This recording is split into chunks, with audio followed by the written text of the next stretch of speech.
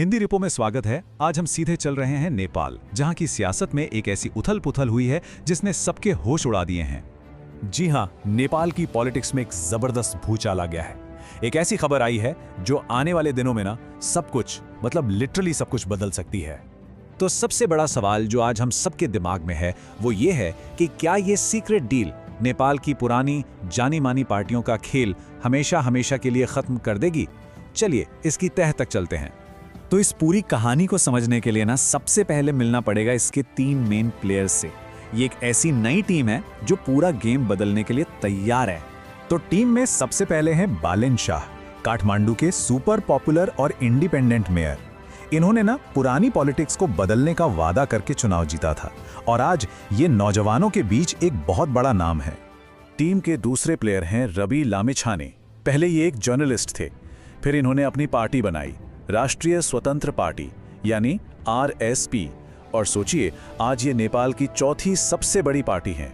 Youth के बीच ये भी काफी फेमस हैं।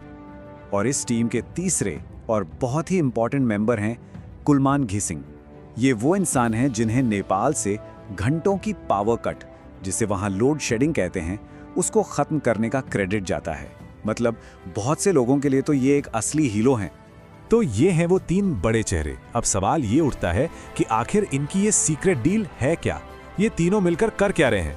चलिए अब इस अलायंस की शर्तों को डिटेल में समझते हैं। पहले तो ये समझते हैं कि नेपाल में प्राइम मिनिस्टर बनते कैसे हैं।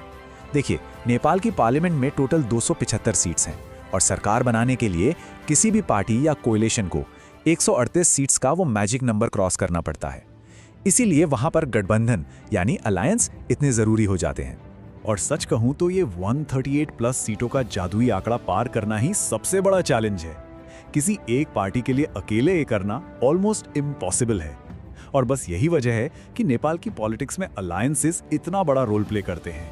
तो काफी लंबी लंबी मीटिंग्स और घंटों की बातचीत के बाद इस नए अलायंस का एक प्लान सामने आया है, एक 4 पॉइंट प्लान। प्लान कुछ ऐसा है। पॉइंट नंबर 1, प्रधानमंत्री पोस्ट के लिए फेस होंगे Balen Shah. Point number 2, party के चेयरमैन रवि लामिछाने ही रहेंगे।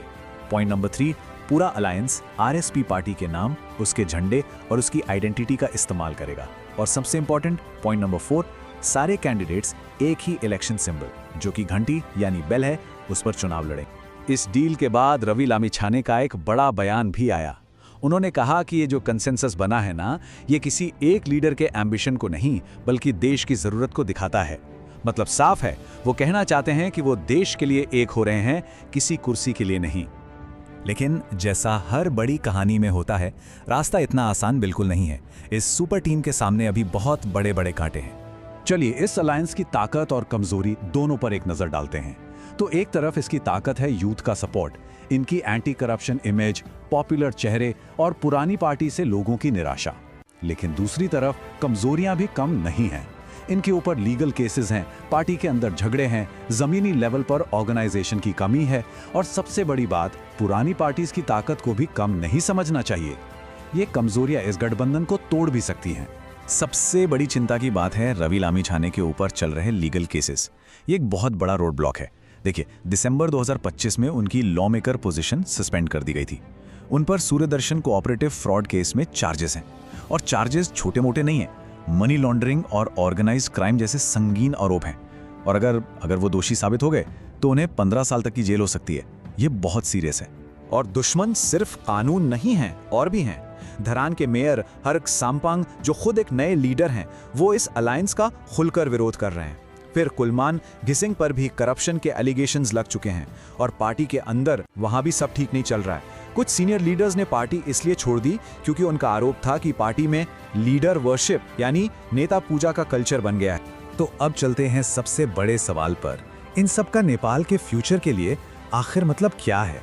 सुनिए, आने वाले 2026 के इलेक्शंस ये कोई आम चुनाव नहीं होने वाले। दांव पर बहुत कुछ लगा है। जैसा कि कहा जा रहा है, अगर ये नया फ्रंट सक्सेसफुल हो गया तो नेपाल में पावर का बैलेंस हमेशा के लिए बदल सकता है। It's that big. तो हम वापस आ गए उसी सवाल पर जहां से शुरू किया था। क्या बालेन, रवि और कुलमान की ये सुपर टीम सच में हिस्ट्री क्रिएट करेगी और पुरानी पार्टियों का गेम ओवर कर देगी, या फिर ये अलायंस बनने से पहले ही ताश के पत्तों की तरह बिखर जाएगा? इसका जवाब तो अब आने वाला वक्त ही देगा। इस पूरी पॉलिटिकल ड्रामा पर हमारी नजर बनी रहेगी और आगे क्या होता है ये जानने के लिए हिंदी रेपो के साथ जुड़े रहिए।